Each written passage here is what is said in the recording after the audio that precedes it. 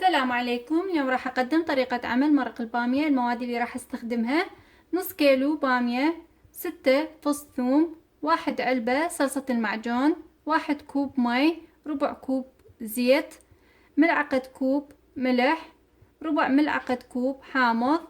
عصير الطماطة، هنا أنا أخذت 6 طماطة حجم كبير، خلطتهم بالخلاط، طلع عندي 3.5 كوب عصير الطماطة. نص كيلو لحم. البامية هنا قطعتها ونظفتها بهالشكل هذا، وتركتها غسلتها وتركتها بالمي تقريبا ربع ساعة لحد ما تذب المادة الصمغية مالتها. بعدين صفيتها. صلصة المعجون أنا استخدم هذا النوع من الصلصة مال المعجون، تكون خفيفة. إذا متوفر عندك هذا النوع من الصلصة ممكن تستعملين المعجون العادي، معجون الطماطة اللي يكون ثخين. تستخدمين من 3 إلى 4 ملاعق أكل معجون طماطة. لحم عندي هنا مسلوق، هذا شكله، هاي الكمية نص كيلو. حسب الرغبة ممكن تضيفين ربع كيلو إذا حابة، أو نص كيلو حسب رغبتك بالكمية باللحم. راح أضيف الزيت بالبداية وأحمس اللحم. بعد ما حمسته للحم راح أضيف الثوم وأحمسه ويا اللحم.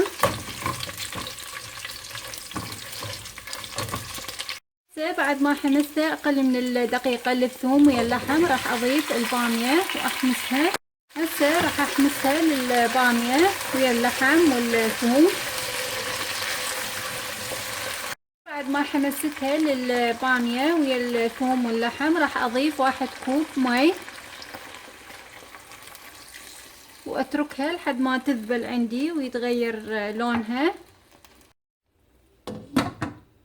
بعد ما ذبلت عندي البامية ونشف عندي المي اللي ضفته إلها، هسه راح أضيف صلصة المعجون.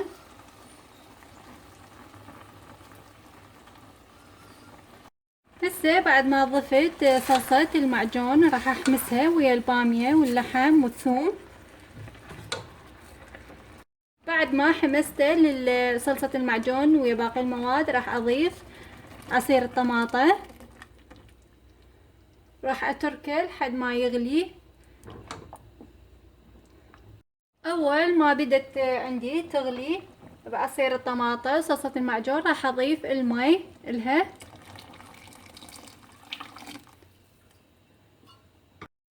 ضفت 2.5 كوب مي.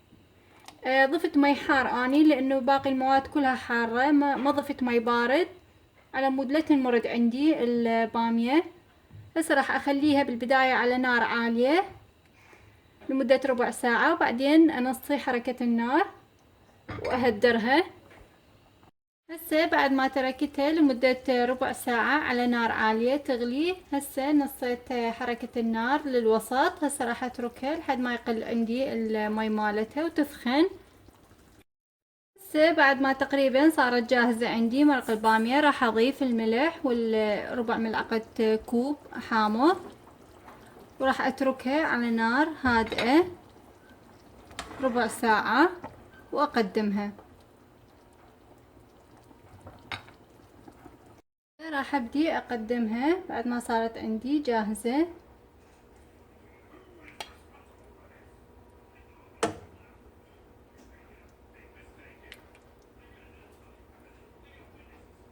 هذا الشكل النهائي لمرق البامية، قدمته بشكل مرق وقدمته بشكل ثريد، هذا شكله.